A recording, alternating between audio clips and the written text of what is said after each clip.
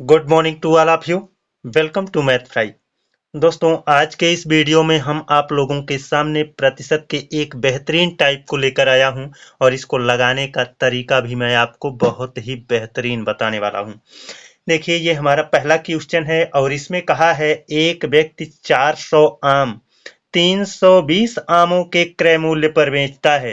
यानी 320 आम खरीद कर जितने में ले आता है उतना ही रुपए में 400 आम बेच देता है। जरा सोचिए, जितना रुपया लगा करके हमने 320 आम ले आया, उतना ही रुपया पाने के लिए हमने कितना 400 आम बेचा। तो बताइए, यहाँ पर हमको ज्यादा बेचना पड़ा आम, है ना। तो यहाँ पर हमको क्या होगा? हानि होगा। अब जरा देखना, यहाँ पर है ना, क्रय कितना किया है, यानी आम कितना खरीद रहा है। 320 आमों के क्रय मूल्य पर बेचता है। देखो, यहाँ पर 400 आम जो है वो 320 आमों के क्रय मूल्य पर बेचता है। तो यहाँ पर क्रय आम की क्रय संख्या कितना है? 320। आम की क्रय संख्या कितना है? 320 है। और आम की विक्रय संख्या कितनी है? तो जो आम की विक्रय संख्या है वो है कितना? 400। अब दोस्तों, एक चीज जानना, यहाँ पर ये जो दिया गया है ये संख्या दिया गया है आमों की। अगर मैं इनको एक एक कैंसिल कर दूं, है ना, और इसको फिर कैंसिल करता हूं, 8 चौक 32 और 8 पंजे 40, यानी 4 आम खरीदने में जितना रुपया लगाया है, 5 आम बेच कर उतना रुपया पाया है। तो इसका मतलब मूल्य कहीं ना कहीं बराबर है ना। अगर दोस्तों यह संख्या है, अगर ये संख्या है, मैं इसे पलट दूं तो ये रुपए में कन्वर्ट हो जाएगा, है ना, लेकिन मैं पलटूंगा नहीं, मैं आपको दिखाऊंगा पूरा। तो यहाँ पर मूल्य कहीं ना कहीं बराबर है, तो इसलिए इन दोनों का एलसीएम लेंगे। 4 पच्चे 20 इनका एलसीएम होगा। अगर ये आपका टोटल रुपया कहलाएगा, 4 आम 20 रुपया में खरीदते हैं तो एक आम का दाम कितना पड़ा? 5 रुपया। एक आम का दाम कितना पड़ा? 5 रुपया। और 5 रुपए में, सॉरी, 5 आम 20 रुपए में बेचते हैं तो एक आम का दाम कितना पड़ा? 5 चौके 20, यानी 4 रुपया।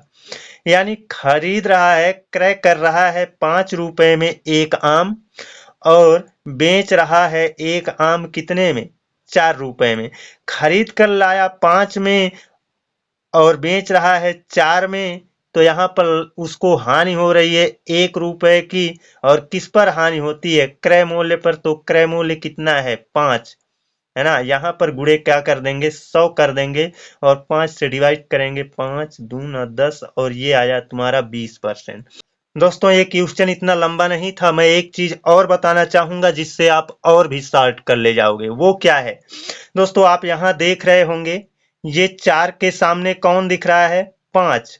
और 5 के सामने कौन दिख रहा है? 4। यानी यहीं पर जो संख्या का रेशियो है, इसी संख्या के रेशियो को हम पलट दें तो क्या आ जाएगा? रुपए का रेशियो आ जाएगा।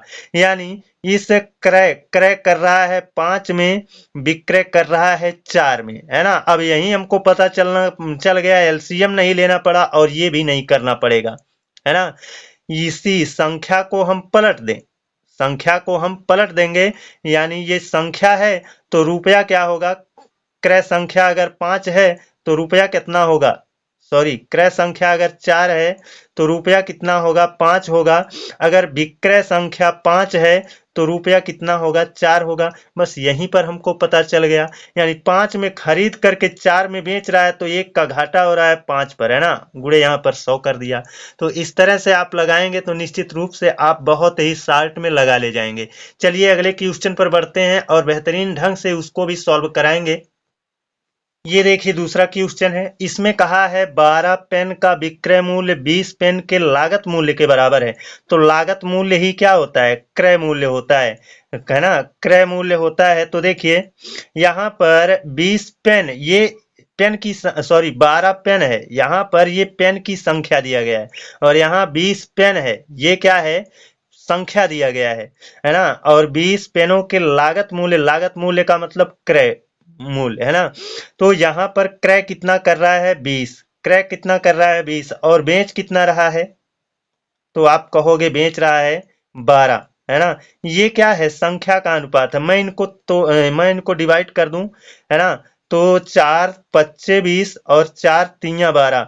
अगर ये संख्या का अनुपात है, अगर ये संख्या का अनुपात है तो मैं इनको पलट देता हूं। इसका मतलब है, पलट देने का मतलब है कि ये क्रय के सामने आ जाएगा कौन, 3, और विक्रय के सामने आ जाएगा कौन, 5। इसका मतलब हम सीधा निकाल सकते हैं कि 3 रुपया में खरीद रहा है और 5 रुपया में बेच रहा है। 3 रुपया में खरीद करके 5 रुपये में बेच रहा है, 2 रुपया का फायदा पा रहा है, किस पर, 3 पर, और यहाँ पर गुणे 100 कर देंगे, है ना। अब इसी को मैं सॉल्व कर लूंगा तो ये आपका आएगा 66 सही 2/3%, 66 सही 2/3%। अभी दोस्तों मैंने पिछले क्वेश्चन में बताया था, है ना, अगर ये हमारा क्या है, संख्या है, तो इसका विपरीत क्या है, रुपया है ना। इसीलिए क्रय के सामने 5 था तो क्रय के विपरीत में आपका 3 है तो ये रुपया है, यानी 3 रुपए में खरीद रहा है तो बेच कितने में रहा है, 5 रुपए में, है ना। चलते हैं अब अपने अगले क्वेश्चन पर। ये देखिए अपना अगला क्वेश्चन है। इसमें कहा है 65 वस्तुओं का क्रय मूल्य 52 वस्तुओं के विक्रय मूल्य के बराबर है, तो लाभ का प्रतिशत बताओ। यहाँ पर 65 वस्तुओं का क्रय मूल्य, है ना, यहाँ पर 65 वस्तुएं हैं। तो देखिए जरा, यहाँ पर क्रय वस्तु कितना है, 65, कितना है, 65। विक्रय वस्तु कितना कहा जाएगा, विक्रय वस्तु 52 वस्तुओं के विक्रय मूल्य के बराबर है, तो यहाँ विक्रय वस्तु कितना है, 52 है। तो ये भाई संख्या है ना। अब इसको हम डिवाइड करके छोटा कर लेते हैं। 13 पच्चे 65 और 13 चौके 52। तो ये आया क्या, संख्या का अनुपात। लेकिन मैं विपरीत में जाऊंगा तो मुझे रुपए का अनुपात मिलेगा, है ना। यानी क्रय कर रहा है कितने में, 4 में, और बेच रहा है कितने में, 5 में। 4 में खरीद करके अगर 5 में बेच रहा है तो 1 रुपए का फायदा हो रहा है। किस पर फायदा होता है, क्रय मूल्य पर होता है, तो ये 4 है, और यहाँ पर गुणे 100 हो जाएगा। 4 से डिवाइड कर देंगे, 4 दूना 8, 4 पच्चे 20, यानी 25% आपका क्या होगा, करेक्ट आंसर होगा। ये देखिए अपना अगला क्वेश्चन है। इसमें कहा है कुछ वस्तुओं को 960 रुपए में खरीद कर, खरीदना मतलब क्रय करना, है ना। तो क्रय कर रहा है 960, लेकिन ये संख्या नहीं है, ये क्या है ना, ये क्या है, रुपया है। ये क्या है, रुपया है ना। ये क्या है, रुपया है। 840 रुपए में बेचा जाता है, विक्रय कितना है, विक्रय कितना है, तो आप कहोगे जो विक्रय है वो कितना है, 840 रुपया है। कितना है, 840 रुपया। तो भैया यहाँ पर जो ये कहा है कुछ वस्तुओं को, तो कुछ वस्तुओं का मतलब एक भी है, हो सकता है 2 भी हो सकता है, 3 भी हो सकता है, 4 भी हो सकता है, कुछ भी हो सकता है ना, कुछ भी हो सकता है। तो यहाँ पर मैं एक ही मान कर चलता हूँ। क्या करूंगा, एक मानकर चलूंगा। अगर 2 मानकर चलूंगा तो बटे 2 करना पड़ेगा, 3 मानकर चलूंगा तो बटे 3 करना पड़ेगा, 4 मानकर चलूंगा तो बटे 4 करना पड़ेगा। कोई फायदा नहीं है, कुछ कहा इसका मतलब एक वस्तु मान लिया, है ना।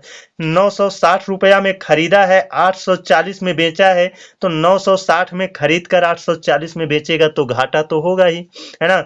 तो देखो यहाँ पर खरीदा है कितने में, 960, तो मैं इसको कैंसिल कर लेता हूं ताकि छोटा हो जाए। एक एक शून्य दोनों साइड से कैंसिल हो गया। 12 अट्ठे 96 और 12 सते 84, यानी 8 रुपया में खरीद कर 7 रुपया में बेच रहा है, तो 1 रुपया का हानि हो रहा है। और हानि किस पर होता है, क्रय मूल्य पर, और क्रय मूल्य है 8, यानी 1/8 परसेंट निकालना है, इसलिए गुणे 100। और 100 के बटे में 8 रहेगा, यानी ये 100 1 से गुणा करेगा तो 100 ही रहेगा। 100 के बटे में 8 करोगे तो 12.5 आएगा। यही आपका क्या है, करेक्ट आंसर है, ऑप्शन डी में दिख रहा है। तो दोस्तों इस टाइप के क्वेश्चन को लगाने का मैंने सबसे आसान तरीका बताने का पूरा प्रयास किया है।